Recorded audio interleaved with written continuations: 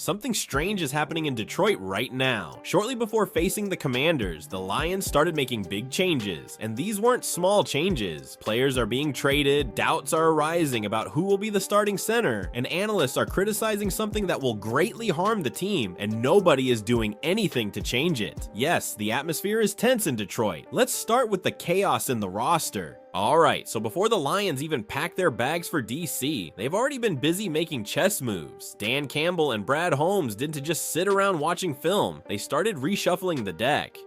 First up, they activated safety Daniel Thomas, and that's actually a sneaky good move. The dude's been solid whenever he's on the field, plays hard, and brings some stability to that safety spot, which they desperately need right now with Kirby Joseph out. The return of Thomas means Thomas Harper won't have to do everything alone. They can split the responsibilities and finally bring some balance back to the secondary. Then came the surprise. Jamie Robinson got released. Yeah, that one raised a few eyebrows. The front office really liked this kid. Holmes had been keeping tabs on him since day one, so why cut him now? Probably just a temporary thing. Most people around Allen Park think he'll be back on the practice squad by Monday. It's not about giving up on him, it's just that bringing Thomas back took priority right now. Next up, offensive lineman Michael Nisa was elevated from the practice squad. That's where things get interesting. There has been a lot of chatter this week about who is actually going to play center on Sunday. The name Tristan Colon keeps coming up, but when you promote Nice, it kind of makes you wonder what Campbell's really planning. Nice has taken snaps at center before during camp, so don't be shocked if you see him warming up there pregame.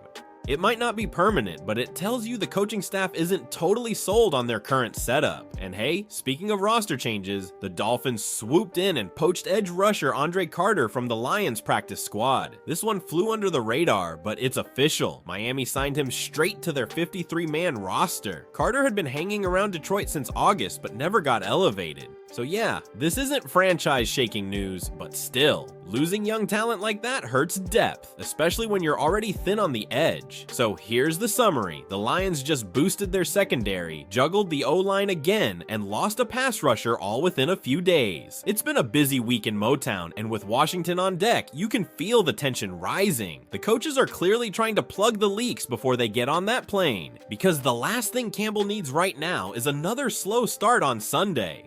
But if you thought those roster moves were the big story this week, hold up, what's coming next might sting a little more. A former Lion just called out Detroit's offense. So after all the lineup shuffling, you'd think Detroit would at least have its offense clicking, right? Not exactly. According to former Lions guard and current analyst TJ Lang, the run game that once scared defenses across the league has officially become predictable.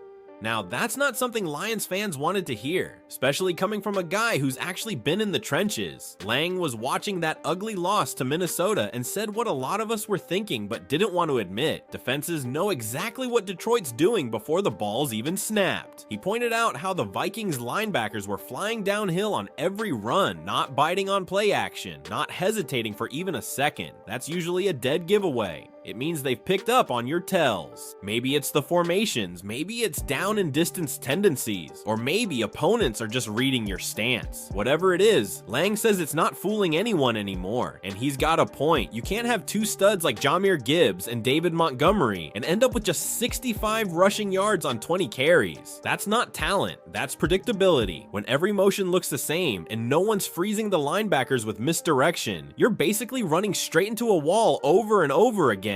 Lang suggested something pretty simple. Mix it up. Throw in jet sweeps, reverses, fake handoffs, anything that forces defenders to think twice. He mentioned how Minnesota used a quick reverse to Jordan Addison for a 13-yard gain. Nothing fancy, just creativity. Detroit's been running the same script too long, and opponents are reading it like a children's book. What's wild is that this came right after a bye week, the time when teams are supposed to self-scout and clean up bad habits.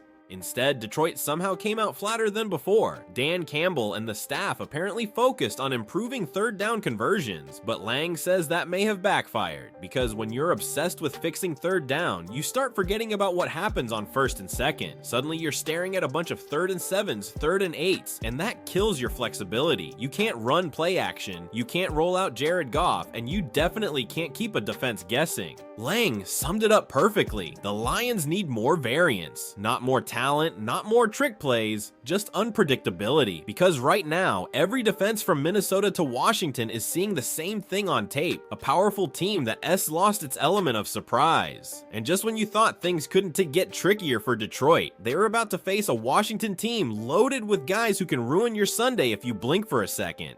Alright, so here's the deal. Washington might be missing their young quarterback Jaden Daniels, but don't let that fool you. This team still has enough weapons to make Detroit's life miserable. Let's talk about the 3 guys that could blow this whole thing up on Sunday. First off, Deebo Samuel. Yeah, that Deebo. With Terry McLaurin sidelined, Samuel's become the Commanders' go-to playmaker. He's that Swiss Army knife every coach dreams of. Catches, runs, returns, whatever you need. Last week against Seattle, he had 5 catches, a 30-yard kick return, and nearly broke a couple of tackles that could have gone for much more. Even though he's nursing a heel injury, you can't relax on this dude. The Lions' secondary is already held together by duct tape and prayers, and if they miss 1 tackle, Deebo's turning a short gain into a highlight. Next up, Bobby Wagner. I mean, come on, the man's a machine. 14 years in and he's still out here racking up tackles like it's 2015. He's sitting at 90 total tackles already. That's top tier stuff. And his run defense grade from PFF? A ridiculous 90.7. He diagnoses plays before they even happen. Gibbs and Montgomery better keep their heads on a swivel because Wagner doesn't miss. He's the backbone of Dan Quinn's defense and one of the few linebackers in the league who can still play downhill and cover space. And finally, Darren Payne. This guy's an absolute menace in the trenches. Strong, fast, and mean. He's got 30 tackles, 5 for loss, a sack, and even a forced fumble plus a safety. Yeah, a safety this season. The Lions O-line has already been shuffled around enough this week, and now they have to deal with this monster clogging the middle. Payne collapses pockets, kills rhythm, and if Goff doesn't get the ball out fast, it's going to be a long day. So yeah, the Commanders aren't perfect, far from it, but they've got playmakers on both sides who can ruin everything if Detroit slips for even one series.